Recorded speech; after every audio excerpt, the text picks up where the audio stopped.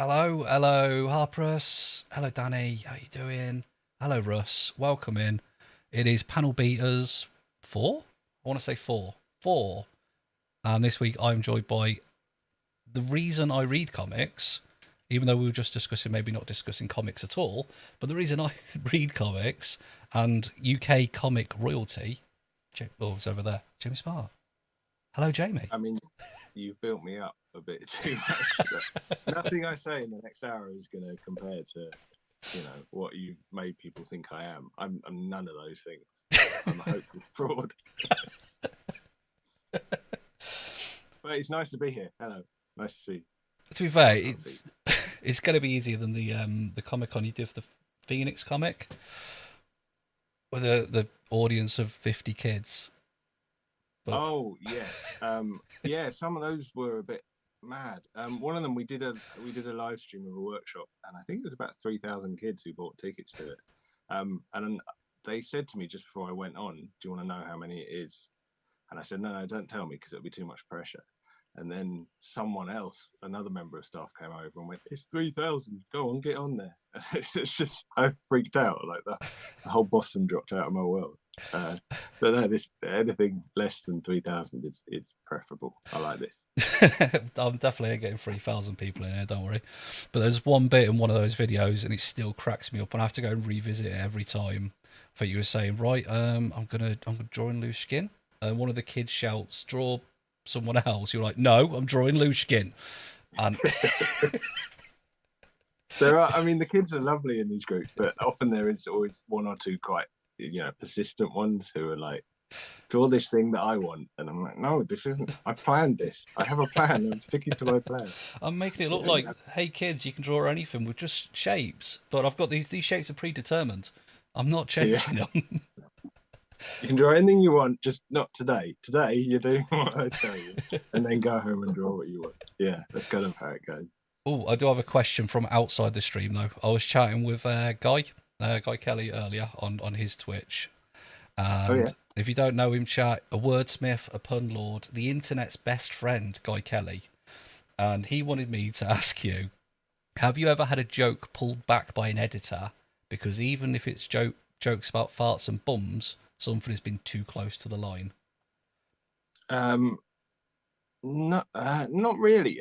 There's a few times when, because obviously I do a lot of children's comics now. I used to do more grown-up comics, but now I do children's comics. So I think I kind of self-censor myself. I'm quite aware that I can't do certain offensive humor in the arena I work in at the moment. But there have been times that I've said to my editor, "Oh, can I do this? This seems a bit extreme, but can we do it?" Um, and they every time they go, "Yeah, yeah, no, that's great, just do it." One of them was we did a Lushkin comic where it was a whole 2 pages, and it was a song about going to the toilet.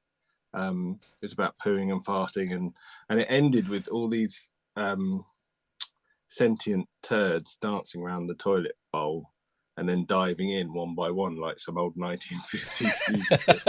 um, and I sent it to them. I said, "Look, I know I'm probably not going to be able to do all of these things, but can we at least do some of them?" And they were like, "No, no, do it all," which is lovely, which is really nice. And I think that kind of speaks volumes to just kind of respecting that kids will get it and find it funny. I think if you're trying to self-censor too much, you're at great risk of kind of sanitizing the things you're doing.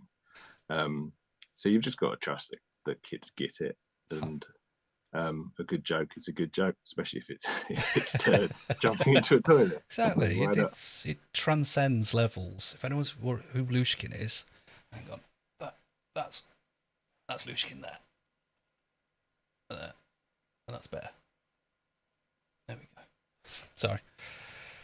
That is kind of the weird thing, because now I'm mostly known for children's comics, and I hear from a lot of parents going, "Oh, my kids really like your comics." Every now and then I'll hear from a parent who will go, "Oh, my kid loves all your comics, and I found you do this comic called Bear as well." I found it on eBay. It's quite expensive, but I was going to get it for them, and I have to reply like really quickly, go, "No, no, no, no, no, no, no." So wait until they're like 15 for that or something. It's kind of, I've shot myself in the foot because I make Bear and Lushkin comics now for kids, kind of based on the more mature comics I did 15 years ago.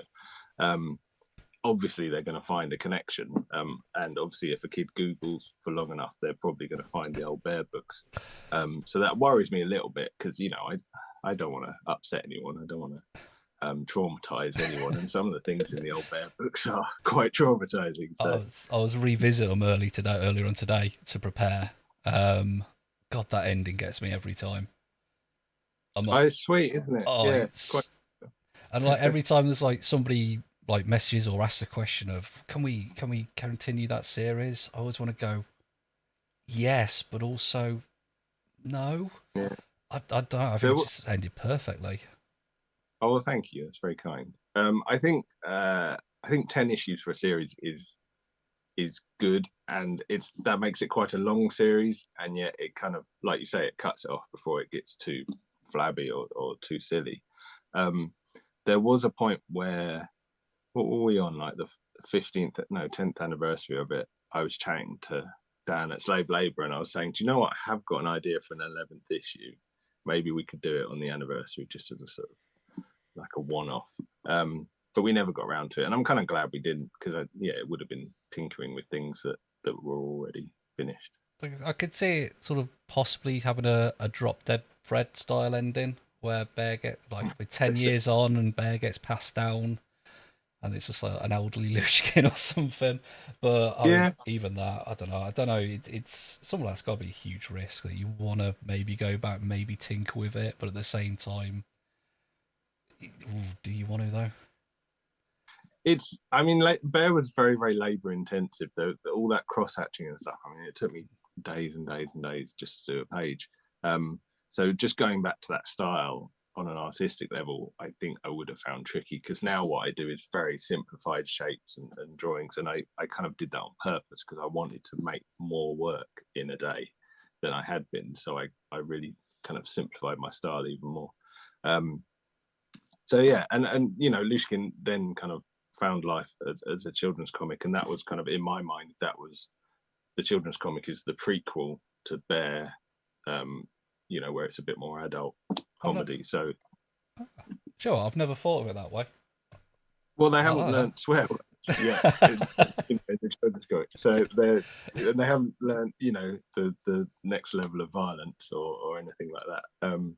So yeah, so that's quite nice. And even the Lushkin comics in that we do for kids, they're kind of, like, in my mind, they're separated into different sort of story arcs. I don't want to be too pretentious about it, but like, there is the last year or two of Lushkins we've done. He's kind of gone through this kind of littlest hobo thing where he was based in a house with a family for the first few years, but now he's just kind of wandering around and discovering random things in the world, and that's been quite fun. And so he kind of has this weird sort of growth where you can see him slowly edging closer to the Bear comics, and he's never going to get there, obviously. But if you were doing it sequentially, then that's how you'd read them, I think. How does that feel though when you could have a 6 year old run up to you to tell you how much they love Bear, or a sweaty bearded 40-year-old, 40-plus-year-old guy run up to you and say how much you love Bear? It's how much of a weird shock is that? And say like a sign or a convention or something, you've getting these different generations asking for the same character in different form, I suppose. It's I mean, I avoid that just because I don't do conventions, and I don't do conventions just because I get anxious about the thought of it. You know, I'm not trying to be cool or anything. I just it sounds like a lot of stress. So I don't do a lot of sort of public things. So I don't really see a lot of the Bear fans so much. And I'm sure that, you know, most of them have kind of drifted away and grown up and left the rest of us behind. But they, I mean, certainly, I tell you what is weird is that there are there are a lot of artists around at the moment who are maybe in their early 20s, and they're really good artists and they're really talented and funny, way better than I was at that age. I mean, they're in their 20s. Um, and every now and then I'll be chatting to one of them and they'll just mention in passing, oh, by the way, Bear was really big for me when I was in university or something like that. And then that does two things. I mean, that makes me feel absolutely honoured and stunned, and then it makes me grow 5 extra white beard hairs just because I feel so old all of a sudden. Yeah, so that's amazing. I mean, that's, then you realise, oh, actually, I did have an impact with that thing, because you've got to understand, when you draw comics, especially in the early 2000s, as Bear was, and it was on a alternative publisher label, so it didn't get the big DC or Marvel numbers, but it found its hardcore audience. When you're drawing comics like that, little gothy weird comics, you are doing it for yourself. I mean, I lived alone in a flat. I didn't really go out much or do anything. I just wanted to draw funny, silly things for myself. And so then when suddenly people start, at the time saying, wow, I really connect with this, that's quite mind blowing in itself. But then 10 or 15 years later, when you meet people who go, oh, actually, that was quite influential to me growing up, that's a whole another level of, having your mind blown. So it's all very weird. It's all very strange. Well, it's weird how I got into it. So I accidentally got sent it. I think I was ordering. I was just completely like everybody in their early 20s, 1920s ish are. They go for the Army of Darkness and Evil Dead phase. Everybody does it. Everyone goes through that. So I went, Yeah. what? Comics of films exist. I'm going to get me some Evil Dead comics. They never turned up, but I got sent some Bear ones instead. So after I was Well, angry for an hour, yeah, that seems like a weird switch. That's yeah, not a substitution, is it's an odd choice if it is a sub, but that's fine. So I went, well, all right, I'll thumb through these then. If I've got them, sod ya. And I was like, oh, okay, actually, this is brilliant. I'll take it back. And I got an email from them. You can send these back, or and we'll reply. No, you're all right. You're fine. Just yeah, whatever.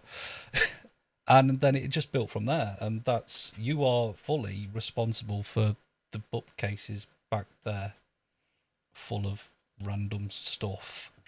So yeah, your influence on a lot of people, and there's a lot of people who I kind of bump into and talk about Bear, and a lot of people who have went, "What's this?" I went, "Just give it a read, mate. Bring it back soon, because I ain't paying the prices they are on eBay.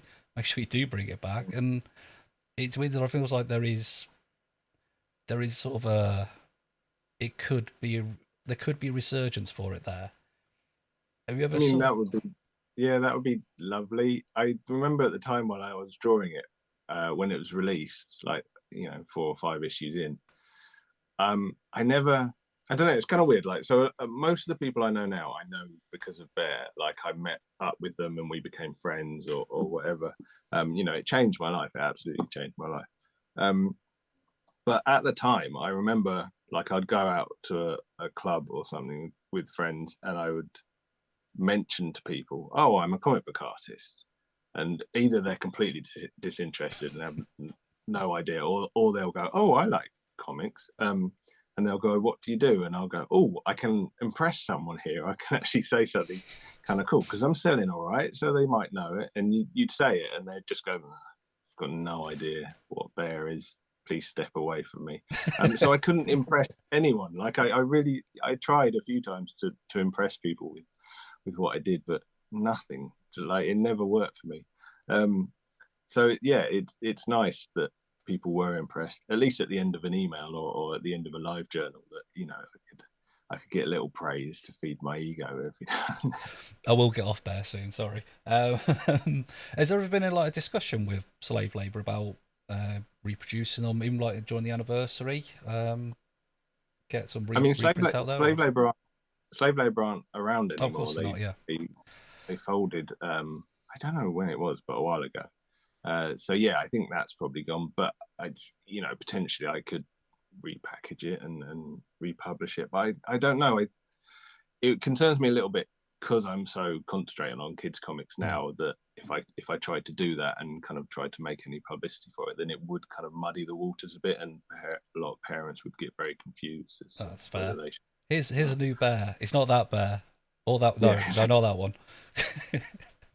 Yeah, it's I don't know, it is a tricky balance that I've managed to walk so far, but I think places I could push it. Like I even more recently, I've done more adult things. I did Corporate Skull, which was a web comic that I did that was quite rude and violent. It was all very cutesy and silly, but it was definitely for more mature audiences. And even that, I'd love to make a book of that at some point, but it's difficult because if I want to promote it, then I am promoting it to a large number of people who know me through my kids' comics. So it's finding that balance, and I don't know quite how to do that Yeah. just yet. Corporate Store deserves a lot of love. There was the one of the quotes from it used to go around our office all the time. Every day, at least one person would shout, "And I'm going to kick the dick off it." Just That about actually, reports or anything. I'm going to do this report, and I'm kicking the dick off it. I think I stole that quote off a brilliant artist called Drew Millwood, who's a friend of mine. And I think I saw him say it once, and I thought, right, I'm having that. I'm going to put it in. So credit where it's due. But yeah, that's great. That's great if people are quoting it. Was it Drew that did a lot of the band art? Did he do some stuff for Gallows in the day?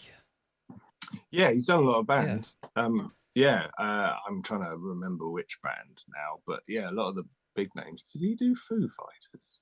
For some reason, I think he did, but I might be doing him a disservice. But yeah, no, he's done a lot of great work. But yeah, as well with the music. The last thing about Bear, I promise. Sorry, but like not just that, but like I'll be skimming through Bear and I'll be looking at Cole's t-shirt, going one and what's that band? I got to give them a listen. It was like I remember there being a Rival Schools t-shirt, a Tripping Daisy. I'm sure there was a 100 Reasons t-shirt as well. Did that ever Yeah. get back to the bands, or you ever hear anything from them about it? No, I was going to say I was hopelessly emo, but I still probably am. Yeah, I always just wrote in what I was listening to while I was drawing that thing, and so you can see kind of how silly my music tastes are. No, they're not silly. I'm proud of what I listen to, but I understand that a lot of people would laugh at it. No, it didn't get to one of the bands. I remember there was a Bear strip in the fourth issue where they kidnapped Dave Grohl and they put him in a cupboard or something. And I did, it's so sad. I did send a copy of that to Radio 1 because I heard that Dave Grohl was being interviewed in the studio like next week or something. And I said, "Oh, could you just give this to him? Because I think that would be really good." But nothing happened, obviously, because who cares? Who cares about a silly little comic when you're a rock star? I used to send. I sent it into Kerrang though, and they did a feature on it. Well, a very small feature, but that was amazing for me because I was a huge fan of Kerrang at the time. And they did they featured a couple of things I'd done as well. So yeah, that was all. I never reached anyone else.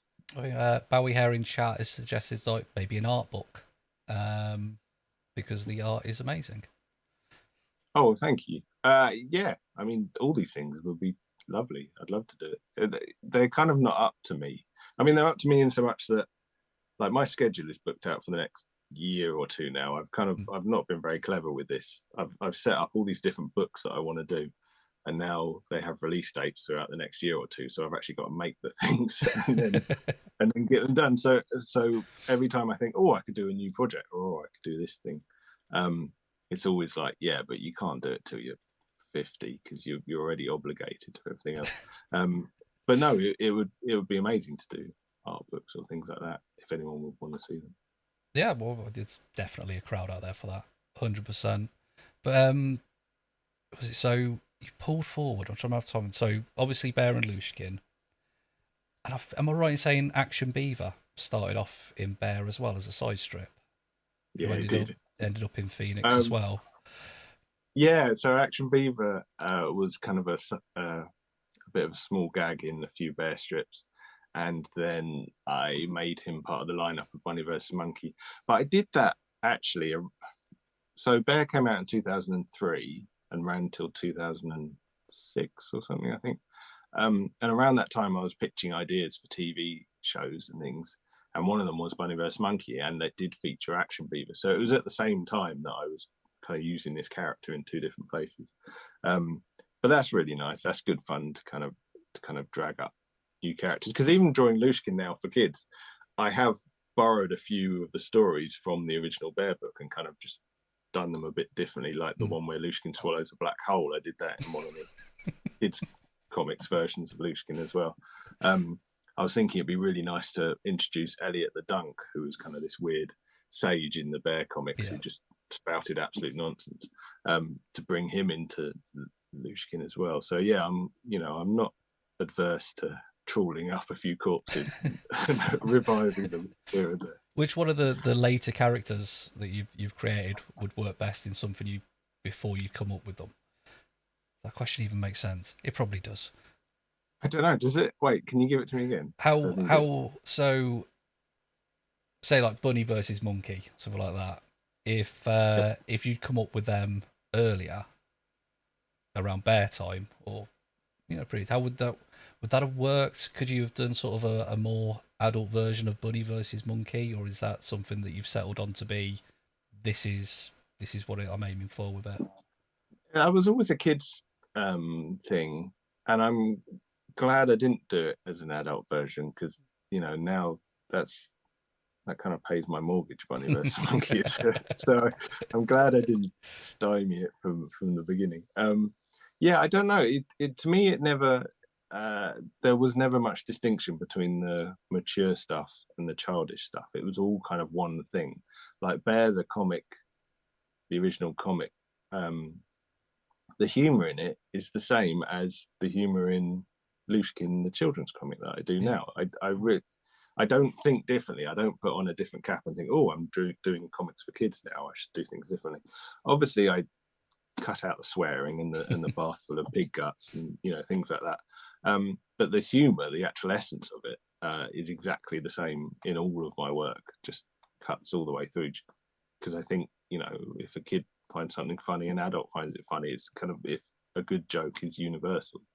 And if you're just being silly and nonsensical and making fart jokes and exploding things, and that is quite a universal humor. So yeah, I never really sat down and decided, right, this is going to be for adults or this is going to be for kids. It just kind of evolves that way, I think.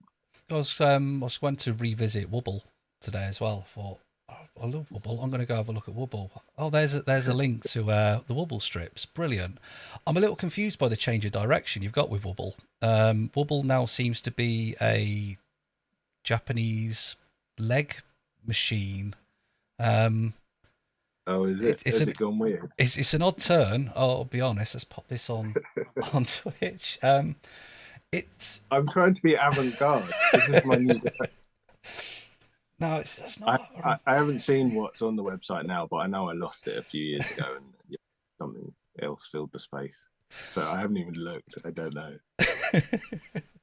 Oh, what's the time? I've got to pop up 6 minutes. Okay, I can fit in some more nonsense.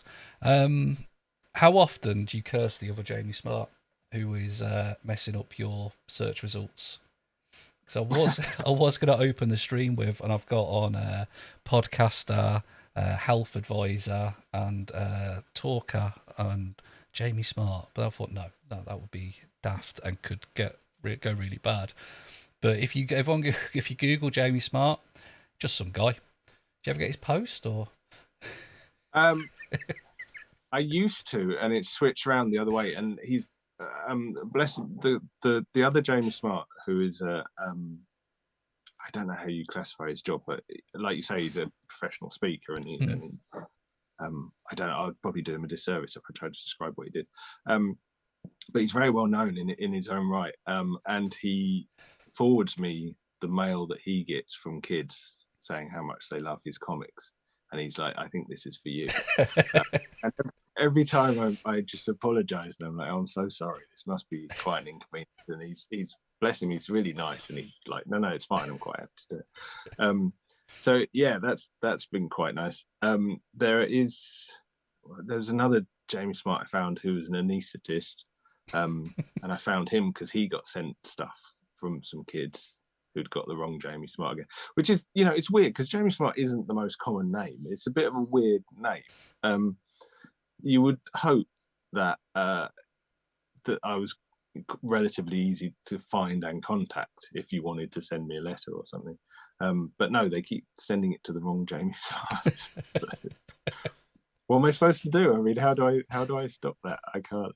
I don't know. I thought I had a unique name, but it turns out I'm as common as muck. So, So I've noticed a few times in interviews, especially sort of around the dandy time, you've been given the definitive question of, "Is this your dream job?" And you always said it's definitely an honour, but I've never seen a defining yes to it. What is the dream job? that's weird, isn't it? That sounds like me trying to be tactful and going, well, there are other jobs. Yeah, is it a dream job? It's a dream job for me, definitely. I love it. I'm amazed that I'm still allowed to do it. It's a huge honor that other people enjoy my work, and also I'm lazy as heck, and so I get to stay indoors and sit by a radiator and just draw fart jokes all day, which is great because I'm not a particularly sociable person. I worked in an office for about a year, and I didn't enjoy it. I didn't enjoy being around other people, and I couldn't come up with ideas like off the cuff, which a lot of artists and writers do. They sit in writers' rooms and things like this and just kind of throw ideas around.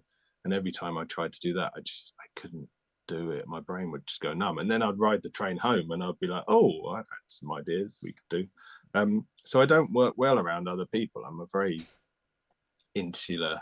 I was going to say lonely, but I'm not lonely. But I'm very comfortable with being on my own. So yeah, I get to sit here and draw things all day. I mean, it's the sort of job. If I went back and told 6-year-old me this is what you're going to end up doing, he'd have slapped me and told me, "Don't tease me. There's no way that's a proper job." So no, I feel incredibly lucky to do this, and I don't know why I was cagey when I was asked it before, because I've always felt lucky. So I thought maybe there was just some secret hidden dream job there. Like, yeah, it's not my dream job to do all of this. I just want to be an insurance broker, okay? just dream of being an accountant one of these. It Oh, is. It's funny when you do the workshops with kids, and you're drawing on the whiteboard, and you're saying shout out suggestions for types of characters that we should draw. Um, when you come to careers, like, oh, is this character an astronaut or a cowboy, or what are we doing? So many kids will shout out accountant or chartered surveyor, or like really mundane, I don't mean to be rude about these jobs, they're very important jobs, but like adult jobs, very sensible adult jobs, because kids just find that hilarious. And I can't work out why, but they think it's really funny to have a character in a suit just walking with a briefcase going do do do do do. I do a proper job. Like that's much funnier to them than drawing a clown or deep sea diver or something. it's basically wobble though, isn't it? Yeah, well, exactly. That My publisher a while ago did say, should we put some wobble in the kids comic? And I was like, oh, seems a bit kind of, it's not grown up humor, but it is about cats in and working in an office and wearing ties, so it's kind of office humor. But yeah, they thought that would still work too. So yeah, kids just like, I think kids find adult life confusing and funny and a bit sad. Like they assume they're not going to get here, they're not going to get to the adult stage of life because they're going to live their own lives and have a really cool life, not realizing that they probably will become an accountant or do a respectable job somewhere. So at that age they find it hilarious, the idea that people do these things. Well, well, that time has hit less than a minute. Is it okay to drop you an email with the new invite? Yeah, go for it. Cool. Right, I'll kill time. Bear with me. Right, bear with me, chat. Questions will be passed on. Don't worry. Diddly do. Let's hide that in case something weird pops up from my weird stuff. Sorry, everyone. I'm really nervous. Copy invite link.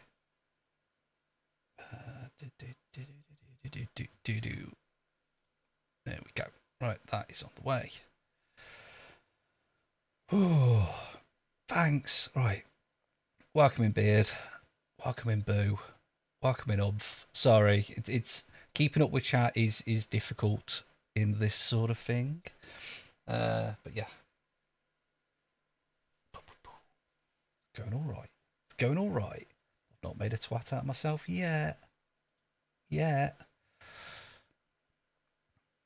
Right, so I've got a question from Beard. I think it was the most active creator on walking, sitting, and a hot drink in the morning. Okay, I can ask that. Oh. And back in the room. There we go. Hang on, am I sideways? I need to flip my phone. Every time it just makes me feel like such an idiot when I log on to a meeting and I'm like, right. I've got a couple of questions from chat. Which one was first? Oh, it don't matter, they're both there. One True Beard is saying, curious to what influenced the art of bear most. Been looking up the SLG run whilst listening. It feels pretty unique for the time. Maybe a sort of darker Calvin and Hobbes. Wow, that's lovely. I'll take that, definitely. Yeah, I mean, if you were reading it at the time, you I don't know, it's tricky. I don't know how to say it, right? So I came in, like, Bear was published at SLG in 2003. Before that, in the very late 90s and early 2000s, they had a few big comics called Johnny the Homicidal Maniac and Lenore and things like that, that sold masses and made big stars of their artists. And one of them was really good, but the other one I wasn't a fan of.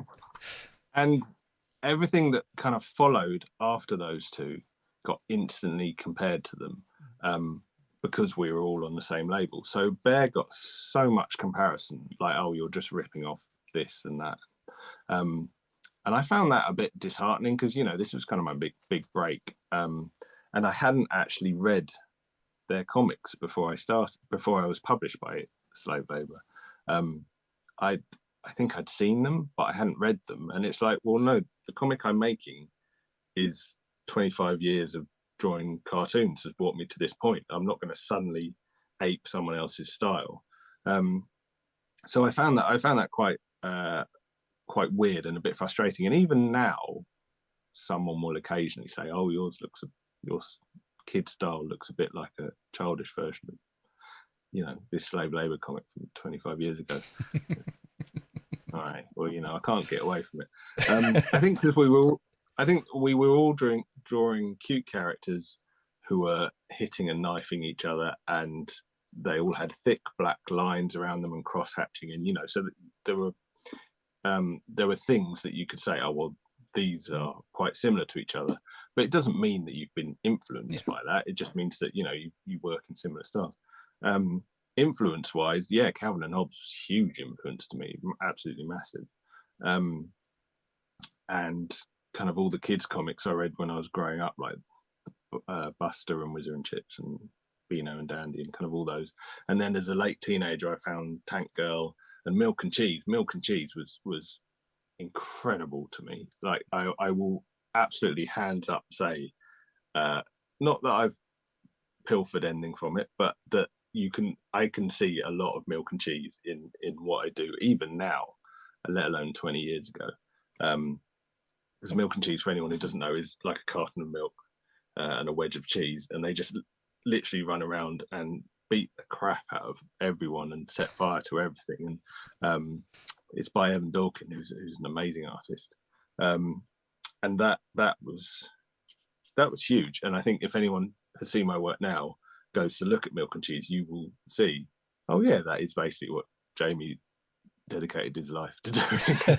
It's just working in that kind of vein, because they are, like, even Bunny versus Monkey, you can, yeah, it's depressing how much I can see the influence, but hopefully it's different enough. I mean, they did something. I'm sure they did something for Bear, didn't they? Wasn't there they did some art? Yes, they did. Evan did a pin-up page for one of the books, which, you know, when you're a huge fan of an artist and they contribute a page of art to your drawing your silly creations, that's, you know, absurd. That's nonsense. That was crazy. And then they released like a hardcover of Milk and Cheese, like of all the strips throughout the years, and it's a really nice book. And in that was the pin-up page from Bear that he'd drawn as well. And I thought, wow, so my characters are in a Milk and Cheese, but this is very, very odd. So that was definitely sort of bucket list stuff to take that one off. Oh, I didn't know that second bit. That's awesome. Bowie Hair asks, when is the most? Oh, hang on. When is the most creative time for Jamie? Walking, sitting with a hot drink in the morning, or midnight creative moments, or in the middle of the cinema having to leave to go create? I'm assuming you can chip in with, if it's not one of those things, you can answer something different, I would assume. I do. I haven't been to a cinema for since before the pandemic. I think I just got scared off being in a room with other people. Most creative time. I mean, when I was walking the dog, I used to have a lot of ideas. When I was kind of standing in the shower, I have a lot of ideas. It helps if you're staring into space and your brain is just kind of switching off. I find that's when the ideas come in. But equally, because I work on a lot of different projects. Like I've got maybe 7 or 8 different projects on the go all the time. Like some of them are books, some of them are TV shows or whatever. And the nice thing is I work on one of them for a couple of days and then another one for a couple of days. And so I'm jumping backwards and forwards all the time. And because of that, my brain, while I'm working on one thing, tends to be thinking about one of the other things, sort of in the background. And that's actually a really nice way to work. I think if I was working on just one project all the time, my brain would get very, very numb and, kind of bored. Like I get bored very quickly. So it really helps that I'm working on other things while I'm thinking of other things. So I'd say I'm most creative when I'm creating, which sounds horribly trite, but I guess that's true. Do you have to treat it like a 9 to 5 situation then? I mean, it's a job. Do you sort of, right, I'm going to start drawing at 8, have a lunch, have a break every so often, I'll finish at 5 or 6, and that's me done? Or do you just go until you hit a certain milestone? The thing is, when you tell people, oh, I'm a cartoonist or a comic book artist, they're always like, oh, I see, so you get up at 11, do you, and kind of all this, and you go, well, no, like I get up at 6 every morning, I start work at 7 and I work through till 6 ideally, so I'll put in an 11-hour day, and until the last couple of years I was doing that. Well, I am still doing that 6 days a week. I used to do it 7 days a week, for most of my career, which is now 2 or 3 decades worth. I've really put the hours in, so which and I'm not saying that as a boast. I'm saying that actually it was a bit stupid. Like I think I've just been so excited to kind of make these things and like to have new ideas and like, oh, brilliant, I can spend 12 hours drawing up this new pitch for an idea, and then I get so jazzed about doing it that it's kind of, I've kind of lost sight of the real world a little bit, if that makes sense. Yeah. Like throughout my 20s and 30s, I was so focused on just keep drawing and drawing and drawing and producing so much that I didn't really live a bit. I didn't go on holiday, or I didn't meet enough people, or I didn't live real life enough because I was so focused on what I do, and I still am, to some extent. I'm getting better, but so yeah, it's more than a 9 to 5, and I think part of the reason for that is because it's a passion, and that then comes back to how lucky I feel that I'm allowed to do it. It's amazing, and I don't want to squander that.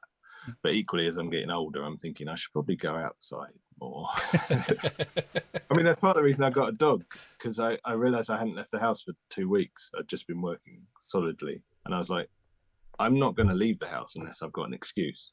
So I got a dog, and now I have to go outside every day. So. We'll bring it forward. We'll pull him through now. We're going through time. I won't mention the B word again. I promise. Unless I to be do. honest, it's nice to be asked. like I don't get asked about it in interviews at all, ever, because it's all kids comic focused. So it's nice to talk about it, because it was a huge part of my life. So yeah, thank you. I appreciate So, I used to read the old version of Bear. I think you've seen this before, but I used to read the old version of Bear to my son when he was a nipper, and I'd glance over, I'd gloss over it slightly. We're not going to go deep into the violence with him. We're only weak. But there was a flip page in it where it was, look at this amazing watch Bear change. And it's the same picture of Bear 10 times. And then it's a picture of a dinosaur. So that dinosaur, folks at home, on my writ. And every time that it. happened, he would just piss himself laughing at that. so yeah, so I've I been could like, this is I instead can of tell like, you a sorry, go on. story about that flip book. The reason I put that flip book in is because I drew the first 16 pages the wrong size for the comic. So they said, "Can you just put something in the bottom, like little eighth of the page or something to fill it up?" So yeah, I did that flip book. So wow, the fact it ended up on your wrist, that was a mistake. I made a mistake. Most of my tattoos are mistakes. It's fine. It's all right. As the professional I am, rather than having graphics ready to show people, I've been pointing at the bear tattoo and the Lushkin tattoo and the dinosaur tattoo. There you go. It's fine. Close enough. But I mean, that's another thing that's mad when people show you they've got a tattoo of your work. I mean, that's the biggest honor of all. I know some artists are a bit funny about it, and some artists will be like, no, no, no. If you want a tattoo, you should pay me for the right to do it or something. And I've never understood that, because if someone likes your work enough to, and this is just personally, I understand, everyone has different parameters. But for me, it's incredible that you'd want to do that. That's amazing to me. So you're yeah, thank you. you're sandwiched between the Aquabats and Ron from Park and Rec over there, Oh, and there you go. you're Yeah, that's underneath cool. the last panel of Scott Pilgrim and Boba Fett on the other one. So decent placement. But so you did the Desperate Dan revamp.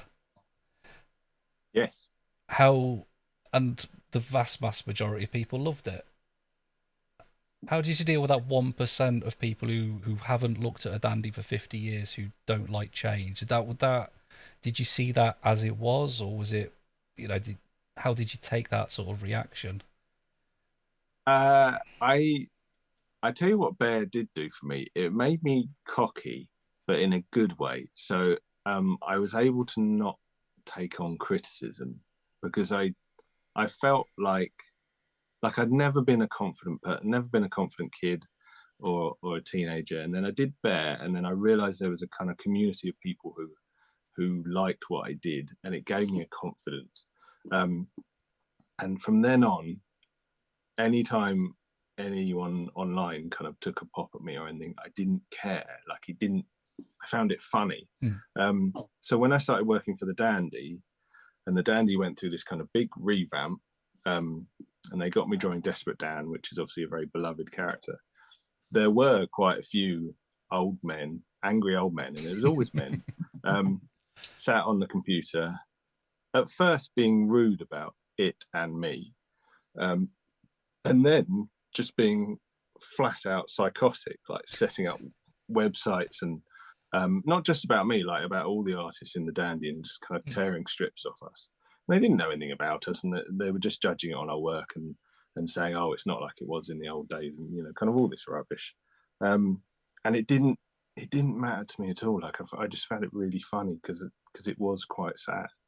Um, and I mean, you try and talk. I tried to talk to them initially, and I would say, it's not, comics have to change for every generation. That's the nature of them. It's not so much that you miss the comics you read as a child. You miss being a child. You miss the joy of reading comics as a child. Now you're older, and you've been through life, and you've had the hardships that we all go through. You're missing that innocence. So stop projecting it onto us, the artists, who are trying to entertain the current generation of kids, who are incidentally really enjoying what we're doing.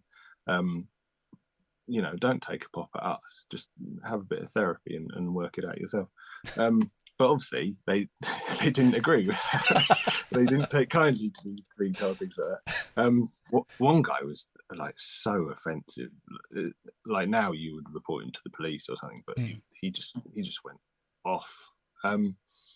But even so, when I did Desperate Dan, I drew him in my style, and it was really nice to be given a classic character and told, "Oh no, just draw him how you want and write the strips you want," and that was lovely.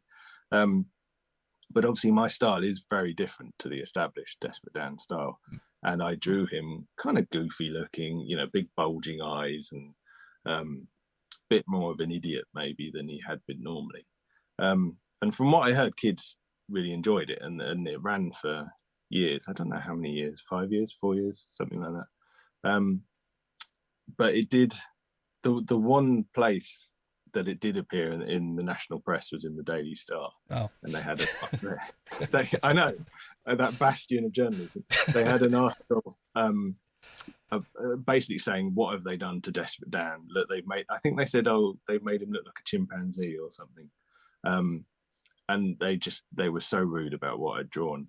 And I instantly sent it to my mum, and I said, look, the paper, isn't this great? Like, I was really proud of it, because it's that idea that if that you don't want to piss people off, but if you're going to piss someone off, piss off the right people. Yeah. Like people who just thrive off being annoyed at things, then yeah, just annoy them. So no, I absolutely took that as a badge of honor, and that was great. Now I'm doing children's comics, and I'm away. Now I don't work for the Beano or the Dandy. I don't get that kind of vitriol anymore. Now I'm working for the Phoenix. We're kind of left alone because it's, I don't know, we're not in their radar. I think because Beano and Dandy have such a legacy and such a history, that people get very, very intense if you try and change too much about it. But to their credit, the Beano and the Dandy have been brilliant about updating characters and being more inclusive and diverse. And every time that happens, message boards go crazy. Like Walter the Softy, they stopped calling him Softy, and even Dennis the Menace, I think they played down the Menace bit of it.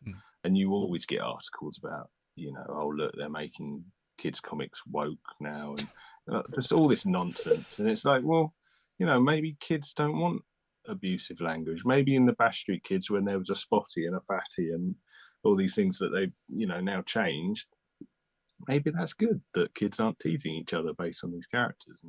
And yeah, it's they still get a lot of grief for these things, but in the Phoenix, where I work at, predominantly, thankfully we don't get caught up in that sort of weird nonsense. Maybe a kid being beaten with a slipper isn't a punchline for 2022. Maybe, I don't know, just throwing it out there. A couple of comments from chat. Josie McCoy Art says, thank you for your wonderful characters. You make my son so happy with your books. Flember is his favourite, closely followed by Lushkin. Good work. Oh, thank you. Wow. I'm sorry you've talked about Bear for the first time. Yeah, thank you very much. And Danny, who is a brilliant artist in their own right, with the amount of projects you work on, is it hard to find time to set aside to dedicate to personal art and writing, both for leisure and improvement? I don't do personal art. Like, I genuinely don't. I know a lot of artists, when they go on like holiday, for example, they'll take a sketchbook and then they'll come back and go, oh, these are the things I was sketching while I was on holiday. But I can't do that. Like, my day is filled with making art. So there is no part of me that when I switch off for the evening wants to then do art as a hobby. And I think that's kind of sad in a way, that I've lost it as a hobby. But the gains I get out of doing it as a job far outweigh that. So yeah, I realized a couple of years ago that I didn't actually have any hobbies or pastimes. I was like, all I do is draw all day and then think about what I'm going to draw the next day. But I don't have any hobbies or interests or other things to talk about. So if I'm chatting to someone who doesn't know anything about comics, what else do I have to talk about? Like, I watch films and listen to music and stuff, but I didn't feel like I had much personality outside of the thing I do. I defined myself by the thing I do, which is never a good place to be in. So I've worked actively on trying to force hobbies into myself over the last few years, just to find things, even just to help me switch off a bit more, to stop thinking about work. So yeah, I'm trying to be a more rounded person. I'll get there eventually. You touched on it earlier, and the last, I don't want to put my foot in it, but the last thing I remember you mentioning it on Twitter was positive. But is the newest project with Cartoon Network still sort of chugging along? It's not Cartoon Network, it's Nickelodeon. This one. Nickelodeon, sorry, yeah. I've had like I actually worked with Cartoon Network like 20 years ago for about 3 or 4 years on a couple of shows, and so they were kind of my starting point with getting into TV shows and things. But they didn't work out, and none of the TV shows since have worked out, and that's kind of just the nature of development in TV. It's so rare to get through, and it's so disheartening when things don't get through or get destroyed along the way.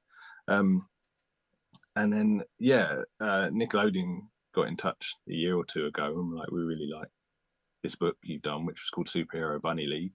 Can we think about adapting it or developing it?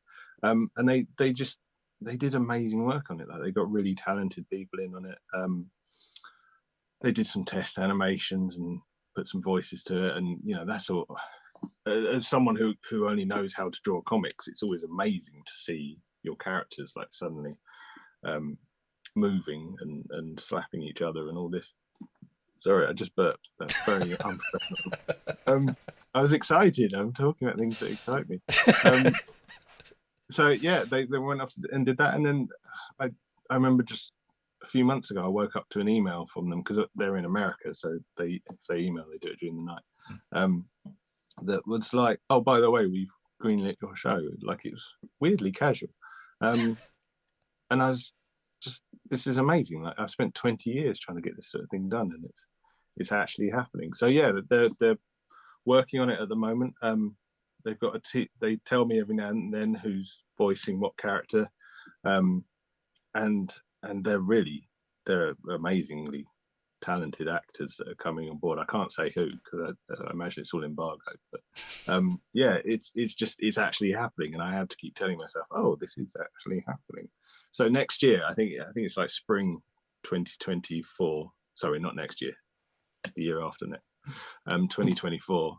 It should be premiering on Nickelodeon or Paramount, or I'm not entirely sure, but one of those. Yeah, so that's incredible. And I'm not hugely, like, I'm not the showrunner or anything like that, because they're running it all themselves. But they kind of come to me and say, can you do some sketches? We have this villain. Can you come up with ideas for what they look like and things? So I'm involved in that sense, on the artistic sense, and that's just perfect for me. Like, I love it. It's really cool. Awesome. That's really good news. Because I know, it's like you've mentioned a few times about like knockbacks and that sort of thing, and I can only imagine how disheartening that would be. But the fact that he's getting greenlit is brilliant. Love that. It's bizarre. Like, I feel like I'm being pranked. It feels like I'm being punked somewhere, and then just before release date, someone will go, no, you've been in a coma all this time and it was a dream. Just checking the Who spelling of knows? Nickelodeon in the email address. Yeah. Yeah, I really hope it does make it. I mean, I assume it's going to make it to TV. I don't. I guess things could still go wrong, but like I say, they're so good at what they're doing, and they've taken what I've done and got so many talented people involved in working on it, that yeah, fingers crossed, it all carries on. That's awesome. Oh, we're in the hour soon. So is there like one? Can you pinpoint any like defining choice that you've made that's got you to where you are now? So some even like completely the littlest domino at the end of the chain. Mixing my Uh, metaphors. I, I definitely, what I mentioned earlier about simplifying my style, I think that was kind of like a watershed moment for me. And I was looking at Calvin and Hobbes a lot, and I think, like, Calvin and Hobbes looks really, often it looks really detailed and complex, and there's so many lines often going on, like, in the backgrounds and things. But actually what he's doing is very slick, quick brush strokes. And I looked at that quite closely, and I was like, I really want to try and capture that a bit more, because what I'm doing at the moment is taking me too long, and I have more ideas in my head than I can get onto the page. So it was a conscious decision to do that, and ever since, like my character, everything I draw looks pretty basic. I'm not going to make any bones about it. I know it looks pretty simple, but that was a decision. Like I wanted to be quicker at what I do. So yeah, I think that was probably the turning point. I don't know anything before that. It's one of those things where you say to a cartoonist, "Oh, when did you start drawing?" And it's like, well, I don't know anything else. It's all I've ever done. Like, you start drawing on furniture and walls, and then people give you paper to stop, and then you just keep going. So yeah, it's been a long process to get here, and where here is now is a very simple, basic style. So it's not like you have to spend 40 years getting better and better and more complex. I spent 20 years getting very complex, and then the next 20 years just going steadily downhill into a very simple pile of mush, and it's great, and I'm enjoying it. Refining, Yeah. refining Oh the yeah. style. No, yeah, that's the word. That's what I meant. How did you find time to do all of the chaffy stuff in the middle of all of this? There's a chaffy for the people at home. It lives on my desk. But like even the smallest Kickstarter is a ridiculous time consuming hellhole of your day. How did you Yeah. manage to fit that in? I genuinely don't know. There came a point about 2 years ago, I think, where the Phoenix set me up with a couple of very talented colorists. One is Sammy Boris, who works on Bunny vs. Monkey, and one is John Cullen, who works on Lushkin and Megalomaniacs. And getting that help was incredible, because it kind of, when I was drawing a comic strip, it'd take me a day to pencil and ink the strip, and then a day to color it. And so obviously I was suddenly getting all this extra time.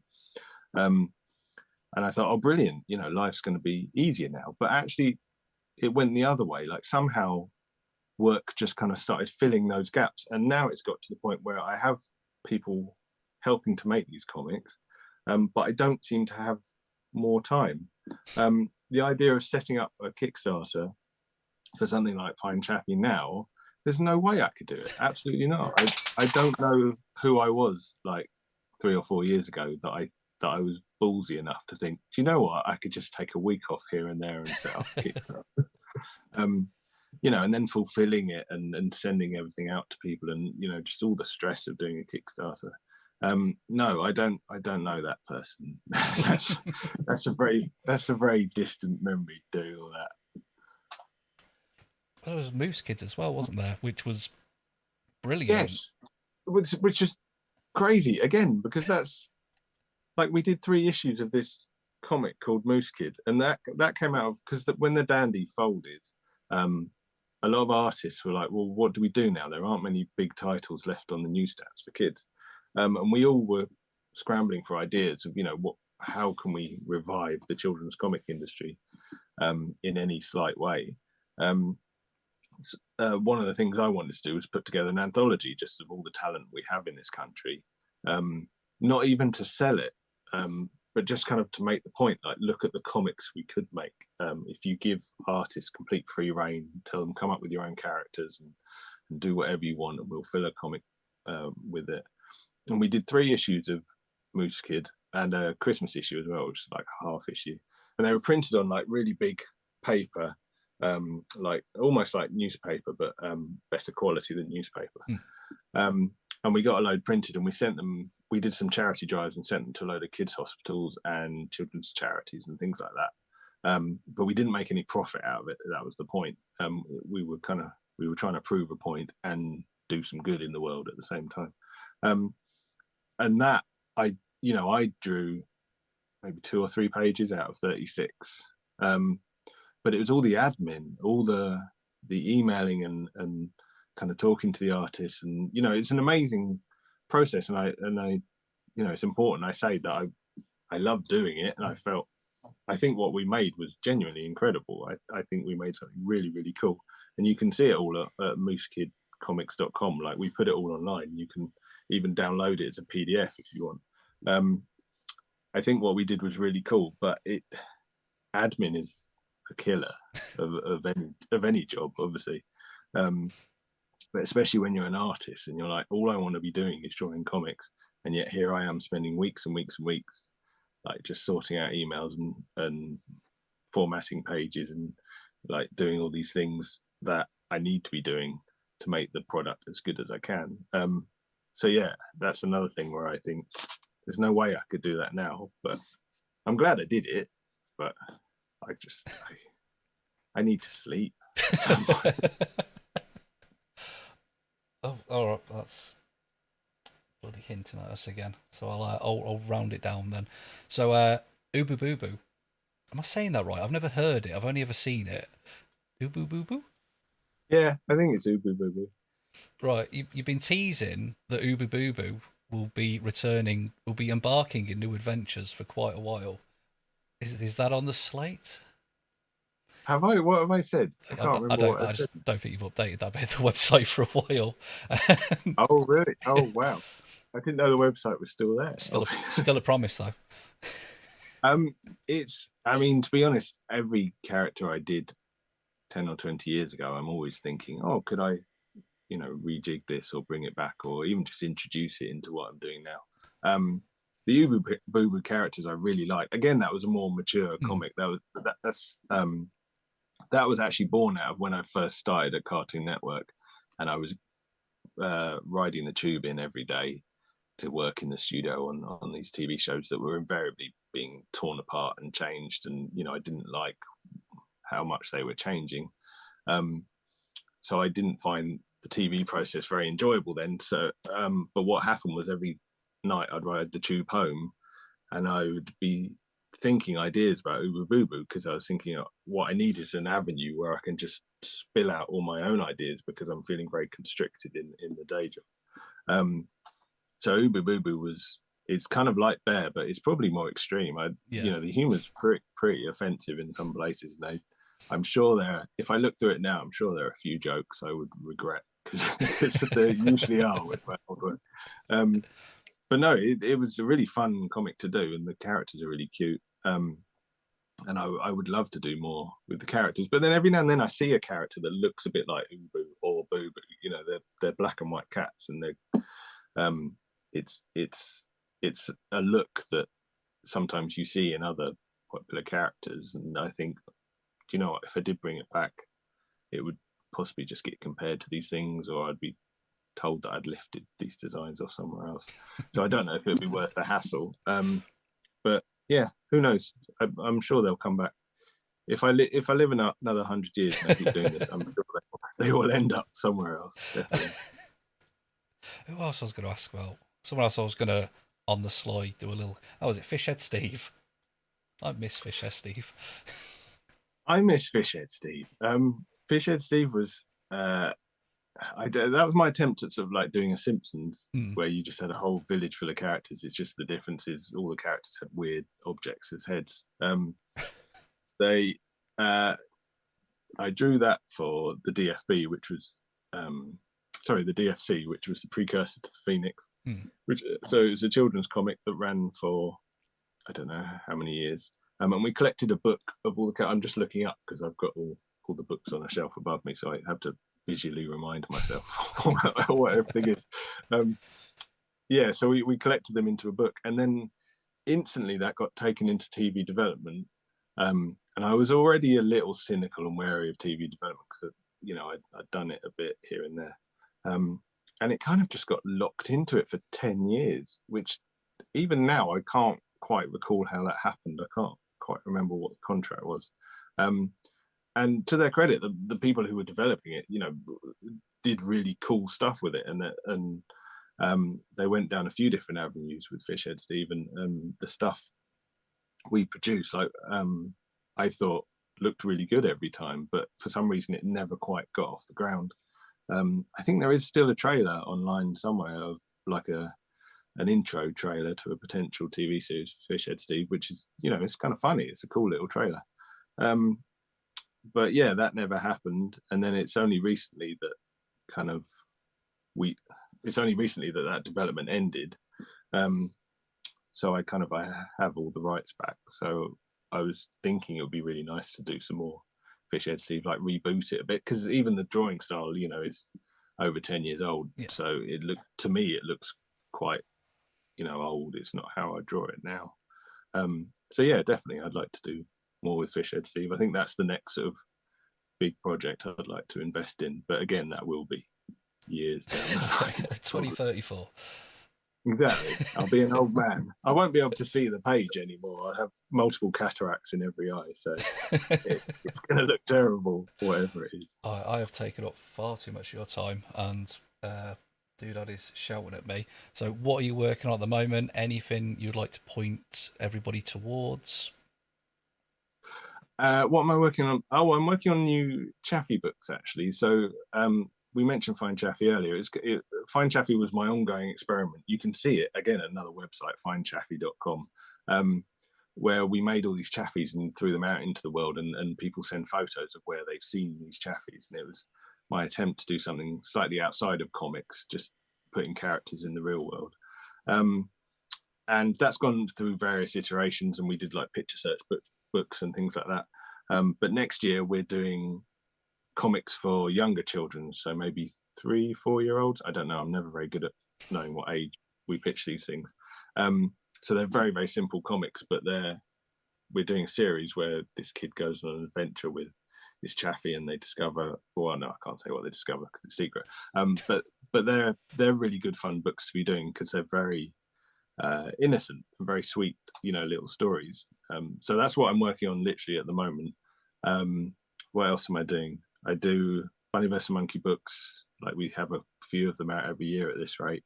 There's new Lushkin books. I actually have I have a Lushkin underneath my phone.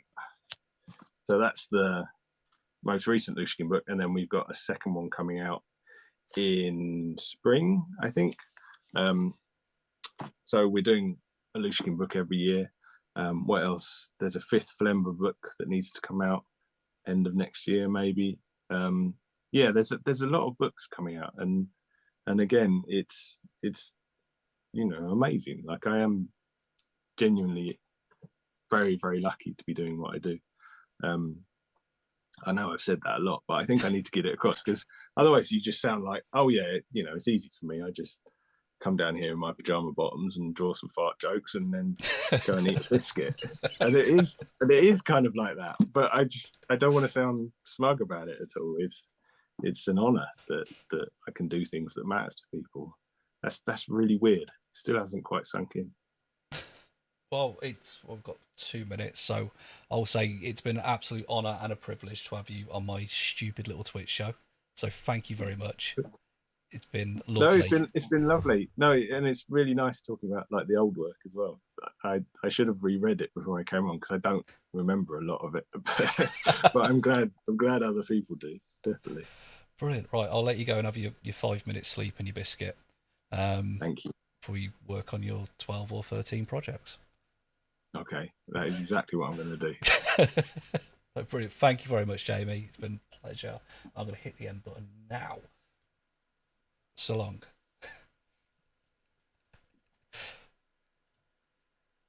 Missed the button. I missed the button.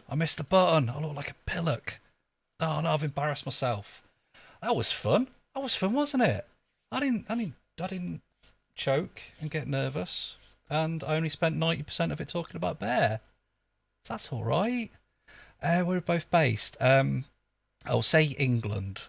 That's as much as I normally give away, and I wouldn't want to assume I can tell the world where Jamie is based.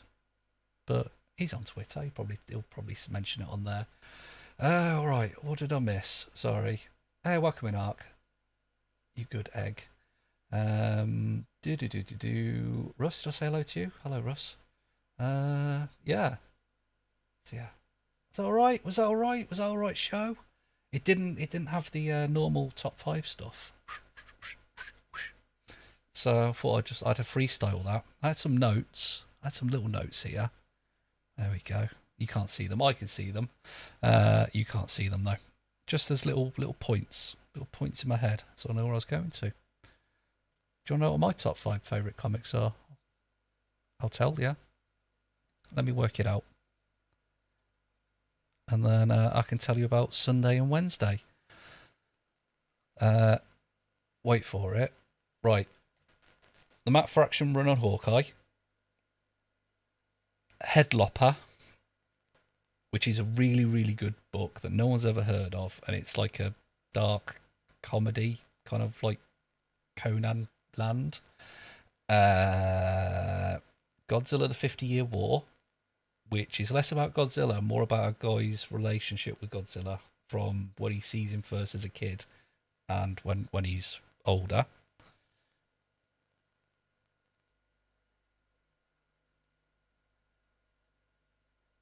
And that's it. That's all I can think of. And then everything else is tied for fourth place. So yeah, that was fun. That was fun. I enjoy doing these streams. I should do them more. I do have another guest lined up for the next one. I'm not sure when the next one will be, but it is lined up. So that's your autobiography. That's basically my autobiography. Yeah, thank you. Yeah.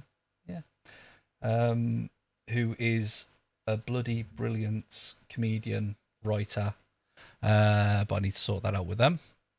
And Wednesday is the debut episode of Dungeons and Dickheads.